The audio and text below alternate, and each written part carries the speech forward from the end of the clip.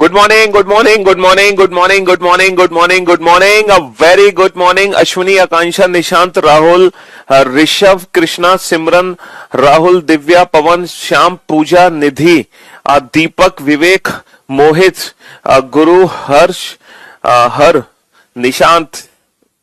A very good morning, all of you. Good morning, good morning, good morning, good morning, good morning. A very good morning. क्या हाल है भाई आप सभी के? बढ़िया, शानदार, शानदार। हाँ जी।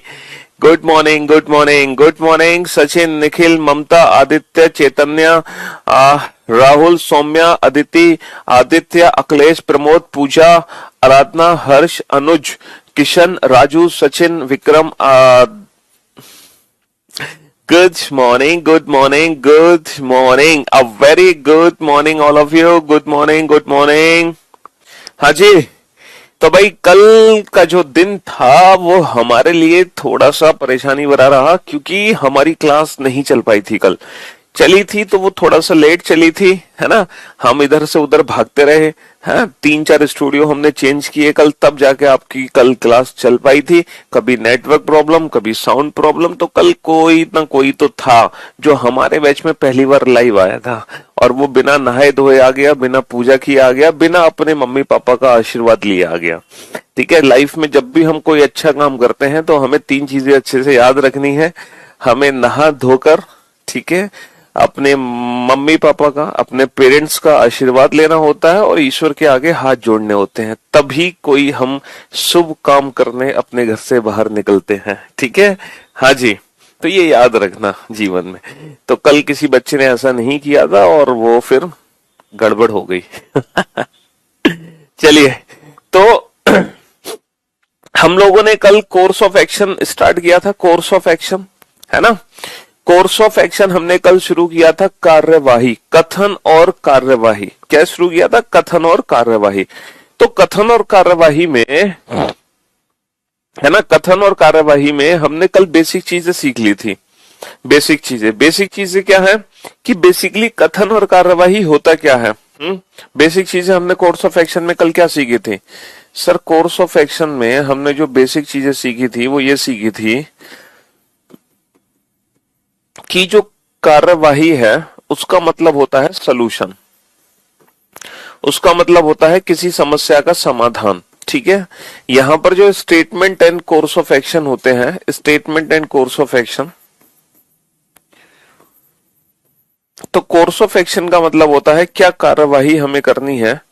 तो बेसिकली कार्यवाही, हिंदी में तो इसको कार्यवाही बोलते हैं, है ना।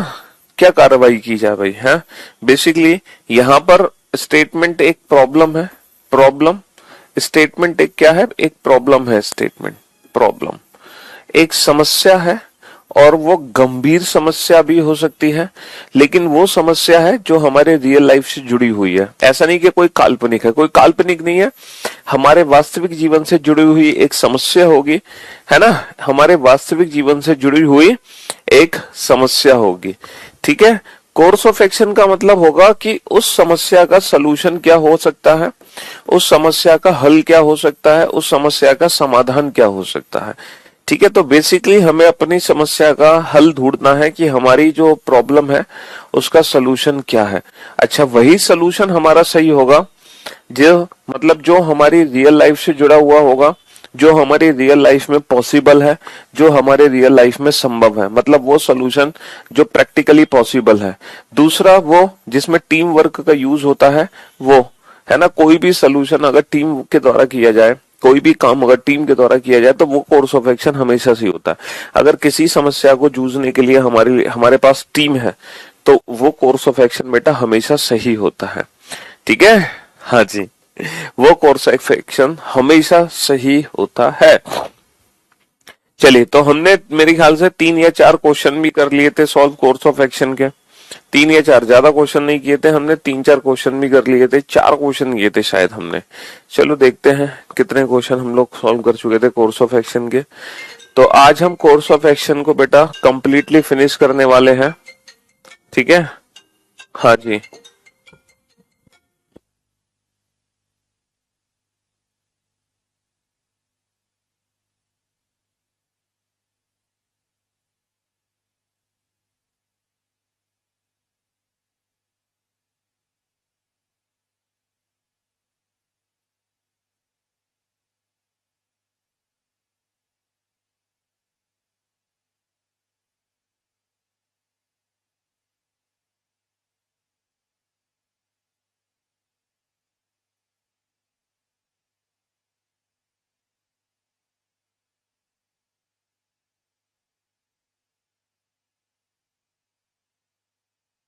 हाँ जी। तो भाई हमारे पास कॉल आया था आज, एक बहुत ही प्यारा सा स्टूडेंट आज हमसे मिलने आने वाला है करियर विल पर। हाँ, करियर विल ऑफलाइन ऑफिस में हमारा एक प्यारा सा बच्चा हमसे आज मिलने आएगा। ठीक है। और शायद आपने उस बच्चे के बारे में सुना होगा। उस बच्चे का नाम है प्रहलाद नारायण शर्मा। और प्रहलाद नारायण शर्मा के बारे में अगर आप नहीं जानते हैं तो गूगल पे या यूट्यूब पे सर्च जरूर कर लें आप, प्रहलाद नारायण शर्मा कौन है, हु इज प्रहलाद नारायण शर्मा है। तो ये जो प्रहलाद नारायण शर्मा है ये यूपीएससी 2021 है ना, यूपीएससी 2021 के टॉप 100 में है। ठीक है। इनकी रैंक थी 104, 104 रैंक है यूपीएससी में। ठीक है जी हाँ। तो वो हमसे ही पढ़े थे, रीजनिंग स्पेशल बैच में उन्होंने एडमिशन लिया था और उन्होंने बताया कि सर कितना जरूरी था सी सेट उनके लिए। हाँ, उनको एक आईएएस अधिकारी बनाने के लिए, एक डीएम बनाने के लिए उनको रीजनिंग उनके लिए कितनी महत्वपूर्ण थी, ये कुछ बातें उन्होंने हमें बताई थी। कि कितनी इंपॉर्टेंट रही उनके लिए रीजनिंग की। मतलब कहने का ये है कि जो यूपीएससी का प्री पेपर होता है, यूपीएससी का जो प्री पेपर होता है वो क्वालिफाइंग होता है, आप जानते हो। सी सेट जस्ट क्वालिफाइंग एग्जाम है। तो उस क्वालिफाइंग एग्जाम की वजह से उनका सिलेक्शन 3 साल से रह जा रहा था। सिर्फ क्यों? क्योंकि वो क्वालिफाइंग एग्जाम की तैयारी नहीं कर रहे थे, वो अपने मेंस की तैयारी कर रहे थे। भाई तैयारी क्वालिफाइंग की तो है, कौन से मार्क्स ऐड होने हैं क्वालिफाइंग एग्जाम के। तो मैं आपको यही समझाता हूँ, आप अक्सर पूछते हो ना कि सर क्या ये इंपॉर्टेंट टॉपिक है, क्या हमें पढ़ना चाहिए। तो मैं आपको यही समझाता हूँ बेटा, कॉम्पिटिटिव एग्जाम्स के लिए कुछ भी इंपॉर्टेंट नहीं है, मतलब सब कुछ इंपॉर्टेंट है ना। हमें हर एक हमें हमें हर एक सब्जेक्ट पढ़ना होता है और हर एक सब्जेक्ट का हर एक टॉपिक हमारे लिए बहुत इंपॉर्टेंट है, समझ रहे हो। हर सब्जेक्ट मतलब हमारी एकदम कंप्लीट प्रिपरेशन होनी चाहिए। अगर हमारी पूरी तैयारी नहीं है ना, अगर आधी अधूरी तैयारी है तो बेटा वो कॉन्फिडेंस एग्जाम में नहीं आता। और अगर वो कॉन्फिडेंस एग्जाम में नहीं आएगा तो फिर सिलेक्शन होना थोड़ा सा मुश्किल है? हाँ जी। तो वो कॉन्फिडेंस के लिए हमें पूरा, तो जब उन्होंने रीजनिंग स्पेशल बैच लगाया, मैथ्स स्पेशल बैच ज्वाइन किया, है ना, तब तब है ना, मतलब ये सोचो क्वालिफाइंग एग्जाम की भी उन्होंने तैयारी की, तब उन्होंने सी सेट क्लियर किया और सी सेट क्या क्लियर किया, यूपीएससी टॉप ही कर दिया, मतलब टॉप 100 की लिस्ट में आ गए हैं। हाँ हाँ। अब वो तो जी, आईएएस, जी हाँ बिल्कुल आईएएस बनेंगे वो। उनकी जी 104 रैंक है प्रहलाद नारायण शर्मा की। हम्म। तो वो आज हमसे मिलने वाले आने वाले हैं 10:30 बजे करियर विल ऑफिस पे। तो 10:30, ठीक है। तो तब तक हम सोच रहे हैं, तब तक आपका टॉपिक हम खत्म करा देंगे, ठीक है। फिर उनसे हमारी वार्तालाप होंगी तो वो आपको बाद में वीडियो ऑडियो फोटो देखने को मिल जाएंगे, ठीक है। तो आप थोड़ा सा मोटिवेट हो जाना उसको देखकर, एक अलग एनर्जी आएगी आपके अंदर जब आप उसको देखोगे ना। जब हम किसी भी सक्सेसफुल पर्सन को देखते हैं ना अपनी लाइफ में, और वो जो बातें होती हैं उसकी, उनको सुनकर एक अलग लेवल की एनर्जी हमारे अंदर आती है। क्योंकि दुनिया में ज्ञान देने वालों की कमी नहीं है, समझ रहे हो। दुनिया में ज्ञान देने वालों की कमी नहीं है, लेकिन लेकिन कुछ करने के बाद अगर कोई इंसान कहे तो उसकी बातों का सुनने का मजा ही कुछ हो रहा है, समझ रहे हो। तो पहले इंसान को खुद करके दिखाना पड़ता है, तभी वो 2-4 बातें कह पाता है, तो उसकी बातें अच्छी लगती हैं। अदरवाइज दुनिया भर में ज्ञान देने वालों की कमी नहीं है, कहीं भी निकल जाओ 100 तुम्हें ज्ञान मिल जाएंगे, है। हाँ जी। चलिए, तो पहला क्वेश्चन कर चुके हैं, दूसरा क्वेश्चन कर चुके हैं, तीसरा क्वेश्चन हम कर चुके हैं, चौथा क्वेश्चन भी हम लोग कर चुके थे, है ना। चौथा क्वेश्चन भी हम लोग कर चुके थे। अब आप 5वें क्वेश्चन पर आ जाओ, फटाक से इस क्वेश्चन का आंसर दो। हाँ जी। हिंदी मीडियम का था, हाँ वो बच्चा बेटा हिंदी मीडियम का था। हाँ जी। एक और मतलब एक मोटिवेशनल है हिंदी बेल्ट वाले स्टूडेंट्स के लिए, वो अपने आप को थोड़ा सा डिमोटिवेट कर लेते हैं। वो बच्चा हिंदी बेल्ट का है, जी हाँ, हिंदी मीडियम स्टूडेंट है प्रहलाद नारायण शर्मा। हाँ जी। तो बेटा मैं आपको कई बार समझाता हूँ कि कम लैंग्वेज डजंट मैटर, अगर आपके पास नॉलेज है ना तो फिर लैंग्वेज मैटर नहीं करती है, समझ रहे हो। तो वो नॉलेज आपके पास होगी तो एक अलग लेवल का कॉन्फिडेंस होगा, फिर वहां पे लैंग्वेज सेकेंडरी चीज होती है, ठीक है। प्राइमरी चीज है हमारी नॉलेज। कितने आवर्स पढ़ना पड़ेगा वो तो यार पर्सन टू पर्सन डिपेंड करता है कि तुम्हारा कैलिबर कितना है, तुम्हारा लेवल कितना है ना। मैं बेटा 3 रोटी खाता हूँ, तुम 6 रोटी खाते हो तो वो तो अपनी अपनी डाइट के ऊपर है ना। तुम्हारी डाइट 6 रोटी की है, मेरी डाइट 3 रोटी की है। अब ये थोड़ी कि जितनी रोटी मैं खाऊंगा उतनी तुम खाओगे, वरना तुम भूखे नहीं रह जाओगे, है। तो वो अपनी अपनी डाइट है, अपना अपना कैलिबर है, अपना अपना माइंड का लेवल है कि हमें कितना पढ़ना चाहिए।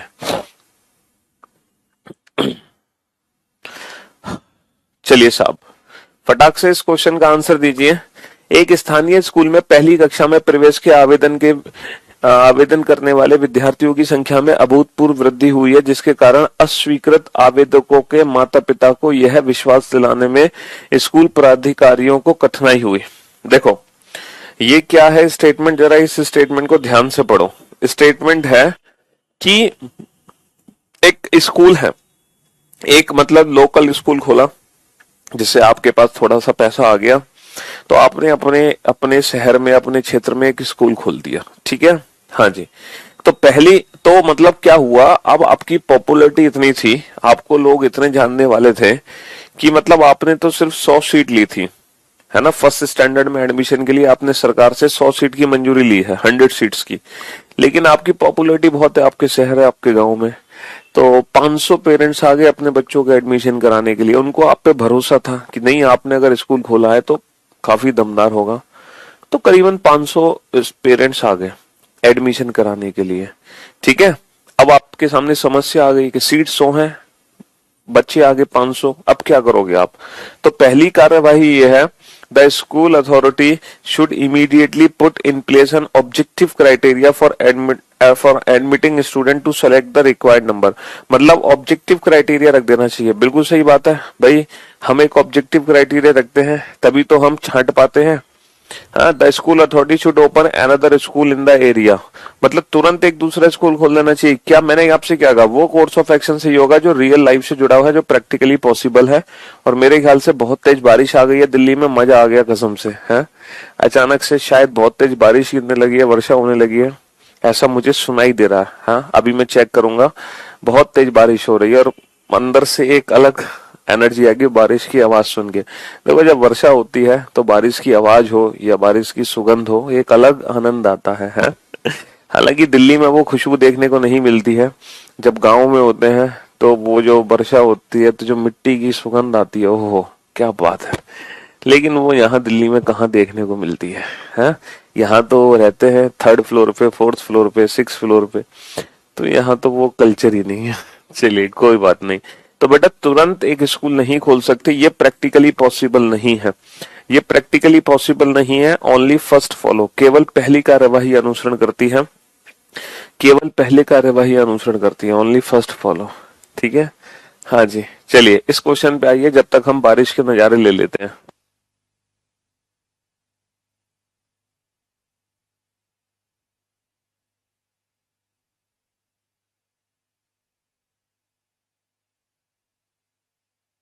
हाँ जी, वर्षा तो हो रही है तेज, लेकिन गर्मी अभी भी बरकरार है।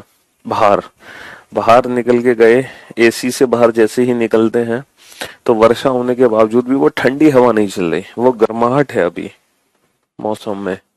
हाँ जी, चलिए साहब इस क्वेश्चन का आंसर दीजिए फटाफट से। स्थानीय कॉलेज के प्राचार्य ने आदेश दिया है कि प्रवेश विवरणिका में कॉलेज प्राधिकरण द्वारा तय किए गए ड्रेस कोड का सभी छात्रों द्वारा सख्ती से पालन किया जाएगा। The local college principal has ordered that all the student must strictly follow to dress code, है ना। हाँ जी, तो मतलब एक लोकल स्कूल के प्रिंसिपल हैं, मतलब एक कॉलेज में प्रिंसिपल हैं, उनके वो इतने ढीले प्रिंसिपल हैं, इतने ढीलू राम है कि उनका कोई बच्चा सुनता ही नहीं है, अपनी मर्जी से ड्रेस पहन के आता है, कोई ड्रेस कोड को फॉलो ही नहीं करता, वो थोड़े से ढीलू राम है। हाँ जी, तो पहली कार्यवाही ये है, those student who are found to violate the dress code should be restricted from the college. मतलब जो भी बच्चे ड्रेस कोड का पालन नहीं कर रहे हैं, जो भी बच्चे ड्रेस कोड का पालन नहीं कर रहे हैं, उनको तुरंत निकाल फेंको कॉलेज से। बेटा ये प्रैक्टिकली पॉसिबल नहीं है, है ना। मैं आपकी क्लास डेली इवनिंग 5 PM पर करता हूँ, बहुत बढ़िया। देखो अगर आप, मैंने कहा ना, मैंने आपको पहले भी कहा, अगर मैं जिस समय लाइव आता हूँ अगर आप उस समय लाइव नहीं आ पाते हो तो आप इस क्लास को पूरे 24 घंटे में किसी भी एक टाइम पर देख लो।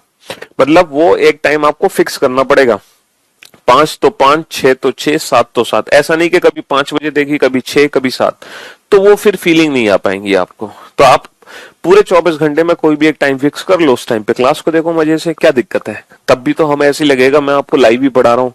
हाँ हाँ जी। तो अगर हम रस्टिकेट करने लग गए ना तो एक दिन पूरा कॉलेज ही खाली हो जाएगा, क्योंकि कोई ना कोई तो एक दिन ऐसा होगा जो फॉलो नहीं करेगा और उसको हम बाहर फेंक देंगे उठा के, तो पूरा कॉलेज ही हमारा खाली हो जाएगा। दोस्त student who are found to violate the dress code for the first time should be reprimanded and be warned against further violation. ये बिल्कुल सही है कि उनको क्या दी जाए, उनको एक वार्निंग दी जाए कि भैया आगे से ऐसा नहीं होना चाहिए। उनको एक वार्निंग दी जाए, उनको वार्निंग दी जाए, ठीक है। चलिए, रेलवे ने अगले रविवार को शहर के भीतर मुख्य पटरी की मरम्मत करने का फैसला किया और पूरा दिन रेलगाड़ियों के आवागमन को स्थगित करने का निर्णय लिया। मतलब रेलवे ने क्या किया, अगले रविवार को शहर के भीतर मुख्य पटरी की मरम्मत करने का फैसला किया। देखो जो मेन ट्रैक है ना रेलवे का, जो मेन ट्रैक है उसको उनको रिपेयर करना है। अब अगर मेन ट्रैक को रिपेयर करना है तो थोड़ी सी परेशानी तो होगी ना गाड़ियों की, है ना। तो पहली कार्यवाही क्या है, the railway authority should issue public notification well in advance to avoid inconvenience to the passenger. मतलब यात्रियों की असुविधा को कम करने के लिए, यात्रियों की असुविधा को कम करने के लिए रेलवे प्राधिकरण को सार्वजनिक अधिसूचना समय रहते निकालनी चाहिए। मतलब उनको एक पब्लिक नोटिफिकेशन, मतलब न्यूज़पेपर में उनको निकाल देना चाहिए कि भैया इस संडे को रेलवे पर काम होगा, मेन ट्रैक पे काम होगा, अगर आपको अर्जेंसी है तो आप कोई दूसरा ट्रांसपोर्ट यूज कर लें, है ना। आप दूसरा ट्रांसपोर्ट यूज कर लें, आप बस ट्रांसपोर्ट यूज करें, लेकिन रेलवे यूज ना करें, है ना, लेकिन रेलवे यूज ना करें, क्योंकि यहाँ पे थोड़ी सी परेशानी रहने वाली है। All the long distance trains entering the city during the repair hours should be stopped outside the city limit। कह रहे हैं मरम्मत के समय दौरान शहर में प्रवेश करने वाली लंबी दूरियों की सभी रेलगाड़ियों को शहर के भीतर बाहर रोक देना चाहिए। ये कह रहे हैं मरम्मत के समय, है ना, शहर में प्रवेश करने वाली लंबी दूरी की सभी रेलगाड़ियों को शहर के बाहर रोक देना चाहिए। भाई ऐसे कैसे रोक सकते हो, लॉन्ग डिस्टेंस ट्रेन को आप नहीं रोक सकते, है ना। लॉन्ग डिस्टेंस ट्रेन को आप नहीं रोक सकते, लॉन्ग डिस्टेंस ट्रेन को आप नहीं रोक सकते हैं। तो केवल पहली कार्यवाही सही है। चलो आप लोग क्वेश्चन पढ़ना चाहते हो, चलो भाई आप लोग खुद क्वेश्चन पढ़ लो, पढ़ो आप लोग खुद क्वेश्चन।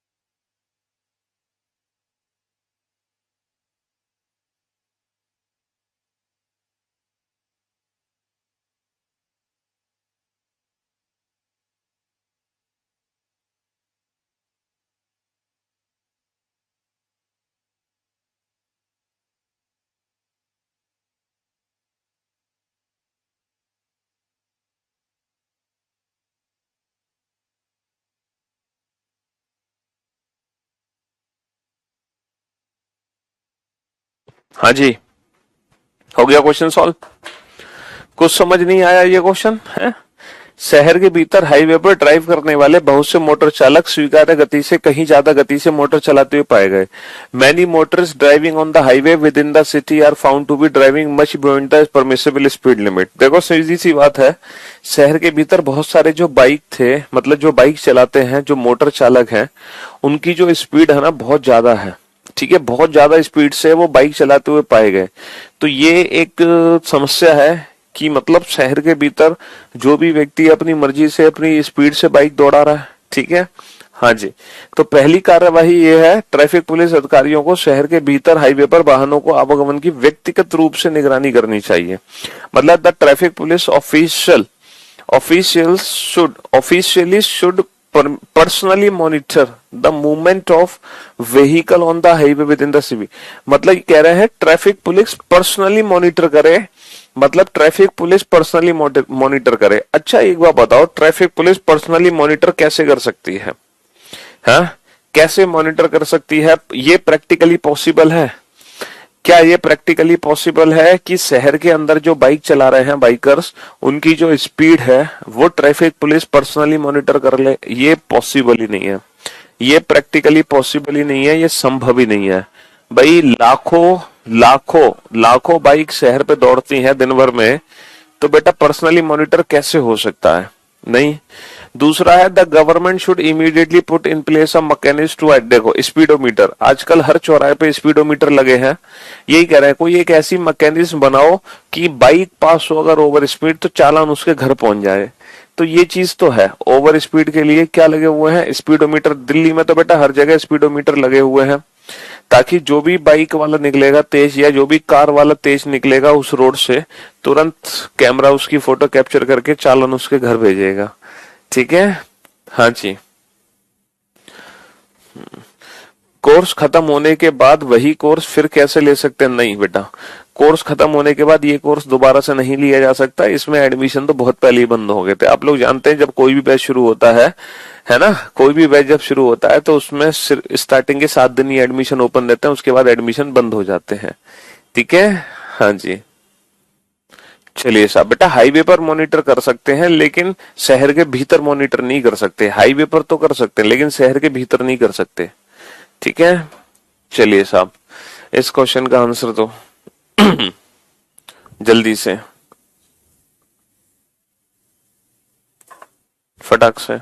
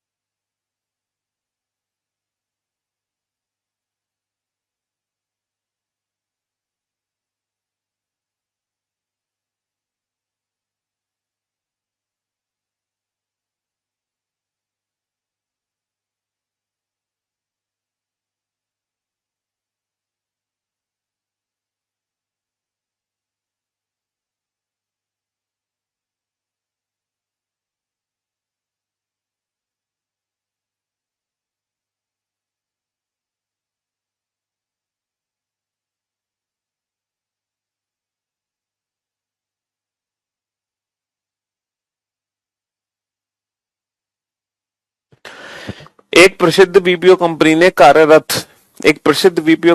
कार्यरत शहर के कर्मचारी ने कंपनी द्वारा किए गए अमानवीय व्यवहार के खिलाफ विरोध स्वरूप अपनी अपनी नौकरियां छोड़ दी।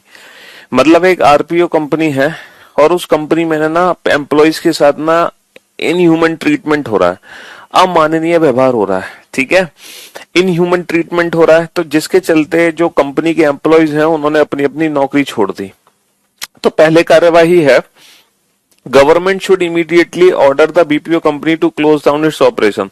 सरकार आरपीओ कंपनी को अपने परिचालन बंद करने का आदेश तत्काल देना चाहिए। एक बात बताओ, ये मतलब ये प्राइवेट कंपनी है और प्राइवेट कंपनी में जो एम्प्लॉइज के वर्किंग आवर्स होते हैं, जो एम्प्लॉइज को काम कराना होता है, वो प्राइवेट कंपनी की पॉलिसी के अंदर आता है। अगर आपको पसंद आ रही है कंपनी की टर्म्स एंड कंडीशन तो आप नौकरी करो, वरना मत करो। इसमें सरकार का कोई हस्तक्षेप नहीं रहता। ठीक है, किसी भी प्राइवेट कंपनी के अंदर आपके साथ कैसा बिहेवियर हो रहा है इसमें गवर्नमेंट इन्वॉल्व नहीं हो सकती। अगर ऐसा होता तो आए दिन कंपनी वालों पर केस हो रहे होते हैं, क्योंकि बहुत सारी कंपनियां हैं देश में जिनके एम्प्लॉयज बिल्कुल भी सेटिस्फाई नहीं है अपनी कंपनीज की पॉलिसीज को लेकर। लेकिन ऐसा नहीं हो सकता, है ना, गवर्नमेंट हस्तक्षेप नहीं कर सकती, है ना, कोई लीगल एक्शन नहीं लिया जा सकता कंपनी के खिलाफ, क्योंकि वो कंपनी के रूल्स हैं। भाई गवर्नमेंट तो कहेगी तुम जॉब मत करो और क्या, दूसरी कंपनी देखो। जी हाँ, the PPO company should shift its operation to some other place to continue its operation. RPO company के परिचालन को जारी रखने के लिए तत्काल प्रभाव से अपने परिचालकों को किसी दूसरी जगह ले जाना चाहिए। अच्छा एक बात बताओ, जो कंपनी की पॉलिसी है, जो टर्म्स एंड कंडीशन है, वो तो दिल्ली में भी सेम है, वो चंडीगढ़ में भी सेम है, वो जयपुर में भी सेम है ना। अरे आरपीओ लिख लो, बीपीओ लिख लो, ये गलती से चलो इसको बीपीओ बोल दो, बीपी। हाँ जी, तो भाई एक्चुअली है क्या चक्कर कि आप चाहे दिल्ली ले जाओ, चाहे चंडीगढ़ ले जाओ, चाहे जयपुर ले जाओ, चाहे कहीं ले जाओ, चाहे हैदराबाद ले जाओ, भाई जो पॉलिसी दिल्ली में है वही हैदराबाद में रहेंगी, वही चंडीगढ़ में रहेंगी, वही जयपुर में रहेंगी। जो रूल्स हैं एम्प्लॉयज के वो तो सबके लिए सेम है। तो कंपनी को कहीं ले जाओ, इससे कोई फायदा नहीं होने वाला, वो तो ट्रीटमेंट तो सेम ही रहने वाला है एम्प्लॉयज के साथ। हाँ जी, okay. The management of the organisation has issue a circular to all its employees stating that each employee must report for duty at 10 a.m. sharp and should remain in his or her workplace till 5:30 p.m. every day। मतलब एक company है, उसमें दिक्कत यह है कि जो employees है ना वो 10 के तो बाद आते हैं और 5:30 से पहले निकल लेते हैं। तो कंपनी चाह रही है कि जो एम्प्लॉय है वो शार्प 10 o'clock तक कंपनी में एंटर हो जाए और 5:30 बजे से पहले छोड़ के ना निकले कंपनी। तो ये चाह रही है, ये संस्था चाह रही है, ये ऑर्गेनाइजेशन चाह रही है कि शार्प 10 o'clock तक एंट्री हो जानी चाहिए, 5:30 से पहले निकलना नहीं चाहिए बाहर। तो पहली कार्यवाही क्या हो सकती है? The management should evolve a mechanism to identify such employee who may not follow the time schedule. मतलब ये एक ऐसी मैकेनिज्म बनाए ताकि पता चल सके पर्सनली कि कौन एम्प्लॉय कितने बजे आया, कितने बजे गया। ऐसी मैकेनिज्म बननी चाहिए, है? हाँ जी, और ये बात बिल्कुल सही है, ये बात बिल्कुल ये बात बिल्कुल सही है।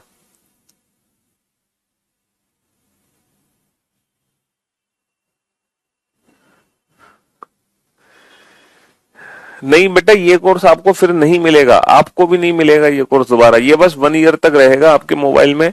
जब आपका बैच शुरू हुआ था तब से 1 ईयर वैलिडिटी होती है बैच की, ठीक है? हाँ जी, तो ये जो है ना, ये एकदम 100% ट्रू है कि एक मकैन, देखो बायोमेट्रिक सिस्टम आजकल हर कंपनी में है, बायोमेट्रिक सिस्टम आजकल हर कंपनी में। All such employee who are found to be failing to maintain time schedule should summarily suspended. हाँ बेटा, कुछ दिनों के लिए सस्पेंड कर देना चाहिए, कुछ दिनों के लिए सस्पेंड कर देना चाहिए ताकि उनके होश ठिकाने पर आ जाए। भाई समरली सस्पेंड तो होना ही चाहिए, कुछ दिनों के लिए तो सस्पेंड होना ही चाहिए, है ना? कुछ दिनों के लिए तो सस्पेंड होना ही चाहिए।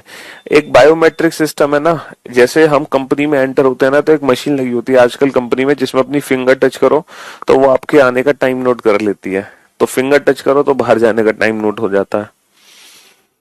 पिछले 2 सप्ताह में एक कॉलोनी में डकैती और घरों में चोरी की घटनाओं में बढ़ोतरी हुई है। भैया डकैती और चोरी हो रही है बहुत ज्यादा, डकैती और चोरी की घटनाएं बढ़ती जा रही हैं।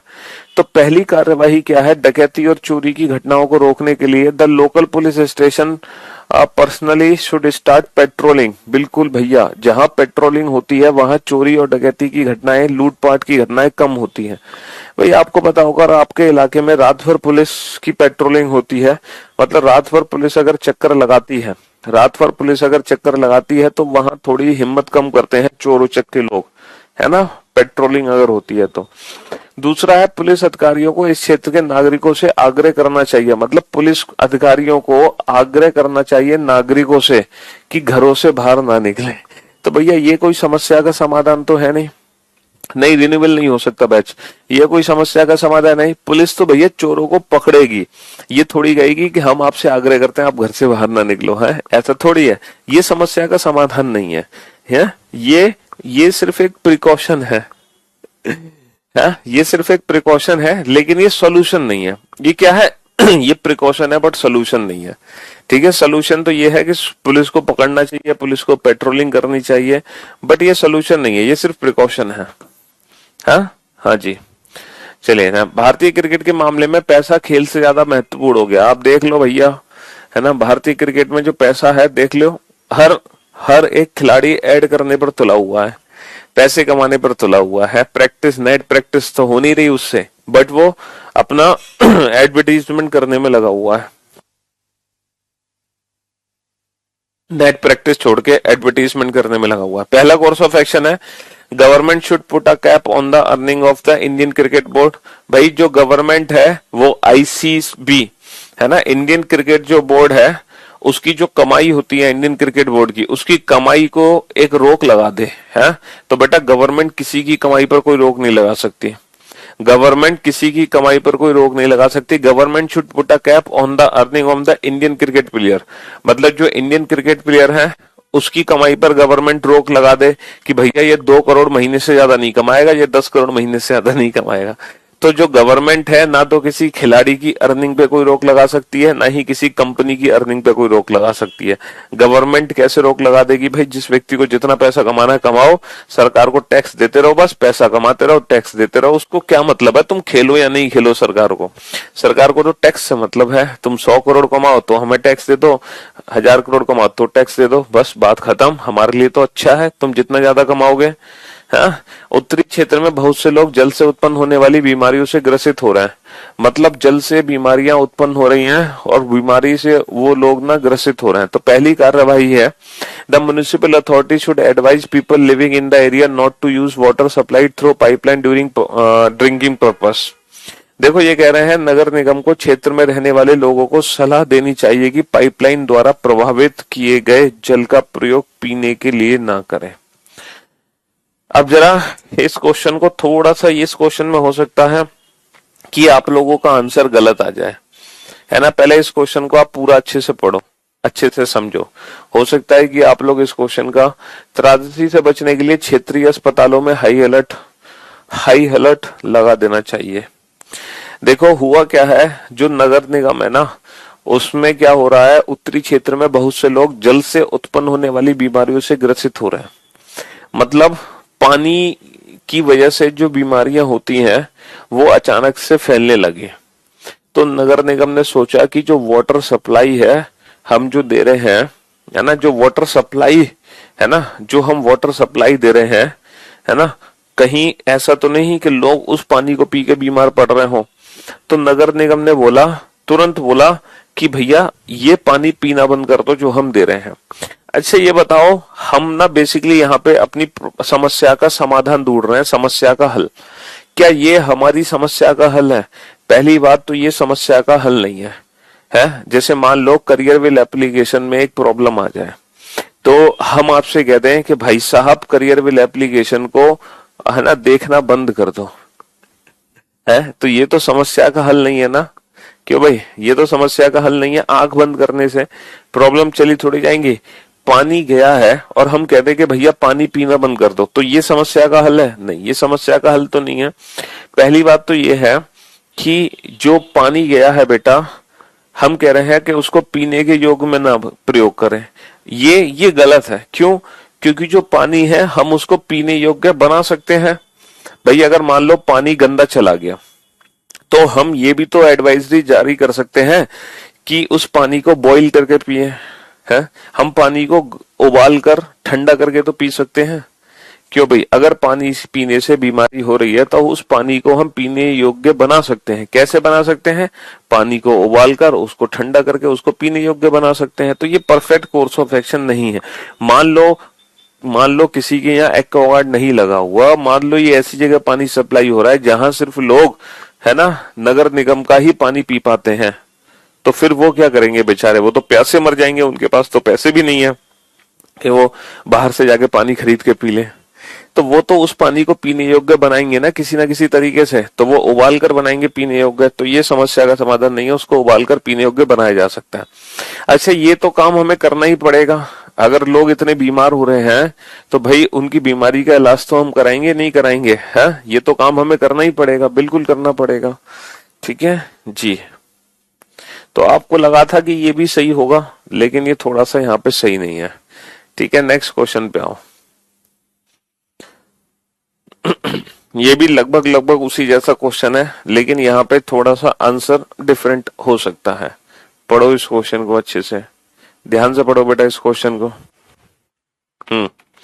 लोक वितरण प्रणाली मतलब the quality of food grain being distributed in some part of the country through public distribution system is very poor and not fit for human consumption. बेटा ये भी कुछ वैसा ही क्वेश्चन है। जो राशन से जो गेहूं बढ़ते हैं ना, राशन से दाल चावल गेहूं, आपने राशन से दाल चावल गेहूं कभी खरीदे हैं? राशन कार्ड जो बनता है लोगों का, तो जो सरकार राशन से, पहले राशन से वो सरकार मिट्टी का तेल भी देती थी, है मिट्टी का तेल, गेहूं, चावल, दाल, ये सब राशन से सरकार गरीबों को देती है जिनके राशन कार्ड बने होते हैं। तो हुआ क्या कि सरकार ने जो खाना सप्लाई किया है, कुछ जगहों पर वो उसकी जो क्वालिटी है ना वो बेकार है, कुछ जगहों पर बेकार है। तो पहला कोर्स ऑफ एक्शन क्या है? The entire stock of food grain should be immediately withdrawn from the distribution system. देखो, entire stock of food grain है, वितरण के लिए दिए गए संपूर्ण अन्न भंडार को तुरंत वापस ले लेना चाहिए। बेटा संपूर्ण अन्न भंडार को थोड़ी लेना है वापस, क्योंकि कुछ पार्ट में, some parts of the country through public distribution system is very poor. कुछ पार्ट में ऐसा हुआ है तो संपूर्ण अन्न भंडार को वापस लेने की आवश्यकता नहीं है। अच्छा, people should be advise to return the food grain purchase from the system and take their money back. ये लोगों को सलाह देनी चाहिए, भैया जिनके पास खराब खाना चला गया वो अपना खाना वापस करें और पैसे ले जाएं दोबारा से, है ना। ये सही है कि ऑब्वियस सी बात है भाई, मान लो राशन से कोई खराब गेहूं खरीद लाया, तो सरकार ने उसको बोला है कि भैया तुम जाओ और अपने पैसे ले जाओ। राशन में बेटा बहुत कम होती है, मतलब बहुत कम दाम पे हमारी ये दाल चावल गेहूं चीनी और ये ऑयल, है ना, ये सारी चीजें बहुत कम दाम पे मिलती हैं राशन में। तो वापस ले जाओ अपने अपने पैसे जिसको खराब मिला है, पूरा सब कुछ वापस लेने की जरूरत नहीं है।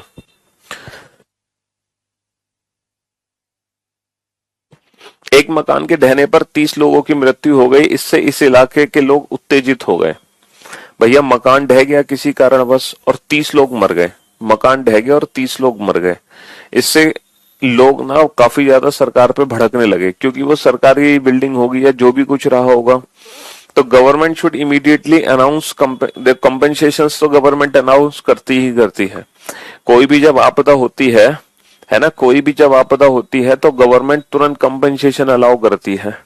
Authority should take a action against builder training to come. ये भी सही बात है, तुरंत बिल्डर, जो भी बिल्डर हुआ है ना, तुरंत उसके खिलाफ कार्यवाही करनी चाहिए, उसको पकड़ना चाहिए। तुरंत उसके खिलाफ कार्यवाही करनी चाहिए, उसको पकड़ना चाहिए। तुरंत उसके खिलाफ कार्यवाही करनी चाहिए, उसको पकड़ना चाहिए। अच्छा, ये वाला क्वेश्चन रह गया। तेज गति से आ रहे वाहन ने 5 व्यक्तियों को कुचल दिया। तेज गति से आ रहे वाहन ने 5 व्यक्तियों को कुचल दिया, जिसके कारण विरोध प्रदर्शन करने के लिए लोग हाईवे पर एकत्रित हो गए और यातायात के आवागमन पर रोक लगा दी।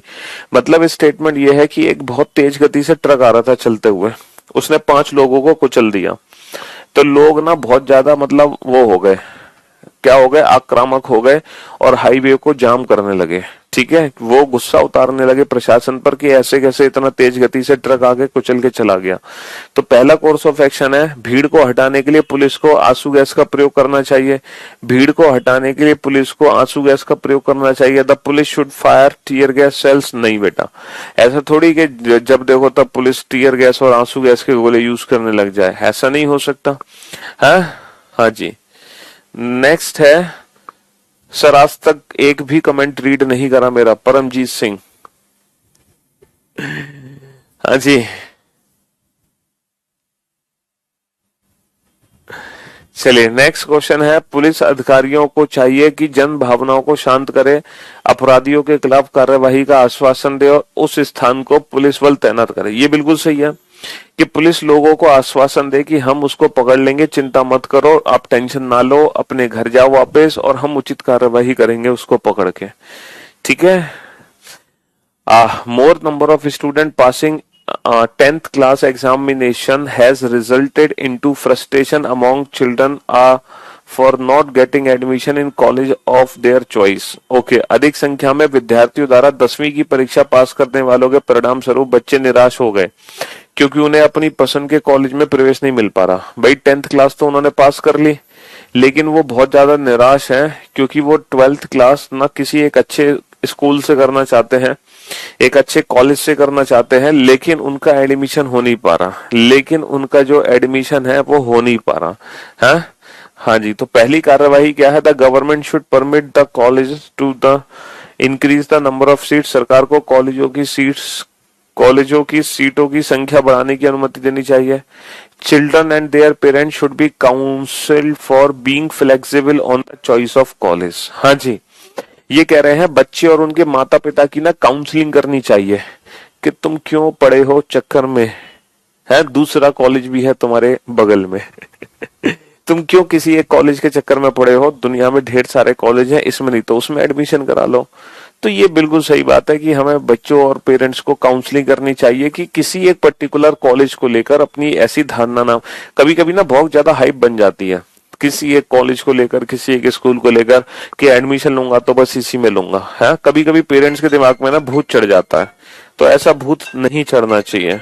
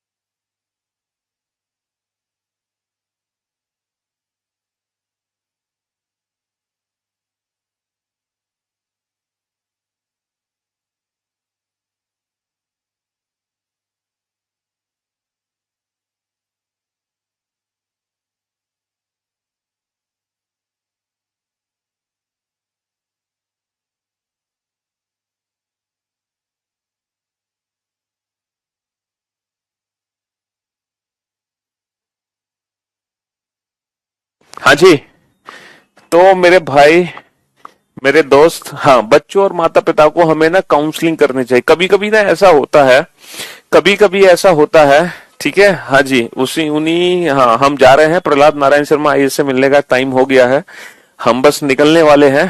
हाँ जी, तो फटाफट से दो तीन क्वेश्चन और हैं, उनको और करा देते हैं, ठीक है। तो कभी कभी ना बहुत ज्यादा हमारे दिमाग में एक भूत चढ़ जाता है किसी भी चीज को लेकर कि हमें यही स्कूल लेना है, यही कॉलेज लेना है ना, हमें यही कोर्स लेना है, हमें यही जाना है। तो ये सारी चीजें नहीं है बेटा लाइफ में ना, मतलब कोई एक चीज नहीं होती है, समझ रहे हो, बहुत सारी चीजें होती हैं, इसलिए टेंशन मत लिया करो। फ्लेक्सिबिलिटी बहुत होना बहुत जरूरी है लाइफ में, ठीक है। हाँ जी, तो गवर्नमेंट शुड, देखो गवर्नमेंट थोड़ी इंक्रीज कर देगी, ऐसे नहीं। चलिए नेक्स्ट। मॉनसून का प्रारंभ के साथ विभिन्न महामारियों के कारण सभी अस्पतालों में अधिक संख्या में रोगी आने लगे हैं। मॉनसून के प्रारंभ के साथ, ओके भाई, जैसे ही मॉनसून प्रारंभ हुआ, वैसे दिल्ली में भी प्रारंभ हो चुका है, मतलब आने लगा है उत्तर भारत में, नॉर्थ इंडिया में मानसून, तो महामारियों का मतलब बीमारियां बढ़ने लगी हैं। तो क्या है, हॉस्पिटल में भीड़ बढ़ने लगी लोगों की। तो पहला कोर्स ऑफ एक्शन है, civil authority should educate the public, है ना, civil authorities should educate the public the need for the observing minimum required hygiene. तो सही बात है भैया, नागरिक प्राधिकरण को लोगों को न्यूनतम स्वच्छता का अनुपालन करने की देनी चाहिए। दूसरा, सिविक अथॉरिटी, है ना, civil authorities should make arrangement to equip the hospital with required medicines and other facility। भाई सही बात है ना, सही बात है।